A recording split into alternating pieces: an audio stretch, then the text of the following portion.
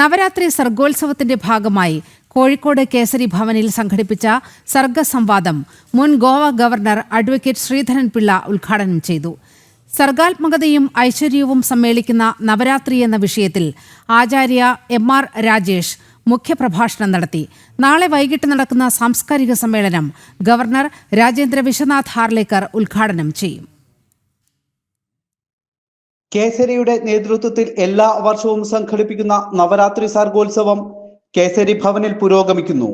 ഇന്ന് വൈകിട്ട് നടന്ന സർഗസംവാദം മുൻ Goa governor advocate P.S. Sreedharan Pillai ഉദ്ഘാടനം ചെയ്തു. ഇതൊരു വ്യതിയാനമാണ്. പിന്നിട്ട വഴിത്താരയിൽ നിന്നും വ്യത്യസ്തമായി എല്ലാവരെയും സമാഹരിക്കാൻ ഒരു പന്താവ് ശരിയാണ്, അതിൽ നിന്ന് വ്യതിചലിക്കാൻ പാടില്ല എന്നുള്ള ശരിയാണ്. പക്ഷെ മറ്റുള്ളവരെ കൊണ്ടുവരാൻ, അവരെ ഈ പൊതുസമൂഹത്തിൻ്റെ മുഖ്യധാരയിൽ ഈ പ്രസ്ഥാന കേസരി ഉൾക്കൊള്ളുന്ന ആശയത്തിൻ്റെ മേഖലയിലേക്ക് കൊണ്ടെത്തിക്കാനുള്ള ഏറ്റവും നല്ല ഒരു മാർഗമായി ഞാനിതിനെ കാണുകയാണ്. ഉപാസനയിൽ നിന്നാണ് ഭാരതം നിലനിൽക്കുന്നതെന്ന് സർഗാത്മകതയും ഐശ്വര്യവും സമ്മേളിക്കുന്ന നവരാത്രി എന്ന വിഷയത്തിൽ സംസാരിച്ച ആചാര്യ എം.ആർ. രാജേഷ് പറഞ്ഞു. കണ്ണിന് കണ്ണ്, മനമാകുന്ന കണ്ണതിന് കണ്ണായ പൊരുൾ കാണുന്നവരാണ് ദർശനം ഉണ്ടാവുന്നത്. ആ ദർശനത്തിന്റെ വക്താക്കളാണ് ഭാരതീയർ. സത്യത്തിൽ ഭാരതത്തിന്റെ കട, അന്തസത്ത ഉപാസനയാണ്. ഉപാസനയിൽ നിന്ന് മാത്രമാണ് ഈ ഭാരതം നിലനിൽക്കുന്നത്. ആളുകൾ പറയും രാഷ്ട്രീയമായിട്ടല്ല ഭാരതം നിലനിൽക്കുന്നത്. രാഷ്ട്രീയ ഭാരതത്തെക്കാൾ ഉപാസനാ ഭാരതം നിലനിൽക്കും.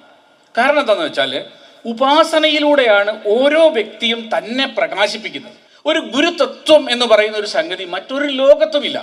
എല്ലായിടത്തും മെന്റേഴ്സ് ഉണ്ട്, ടീച്ചേഴ്സ് ഉണ്ട്. പക്ഷെ നമുക്ക് ഗുരുതത്വം എന്നൊരു തത്വമുണ്ട്. ആ ഗുരുതത്വം ഒരു വാതായനമാണ്. ആ വാതായനം നമ്മളെ ഒരു സാധനയുടെ ലോകത്തേക്ക് എത്തിക്കുന്നു. കേസരി ഭവനിൽ നടക്കുന്ന നവരാത്രി സർഗോത്സവത്തിന്റെ സാംസ്കാരിക സമ്മേളനം നാളെ വൈകിട്ട് 5:30 ഗവർണർ രാജേന്ദ്ര വിശ്വനാഥ് ഹാർലേക്കർ നിർവഹിക്കും. മൂകാംബിക ക്ഷേത്രം മുഖ്യ അർച്ചകൻ സുബ്രഹ്മണ്യ അടികയുടെ കാർമ്മികത്വത്തിൽ മഹാസാരസ്വത പൂജയോടെയായിരുന്നു നവരാത്രി സർഗോത്സവത്തിന് കേസരിയിൽ തുടക്കം കുറിച്ചത്. ജനം, കോഴിക്കോട്.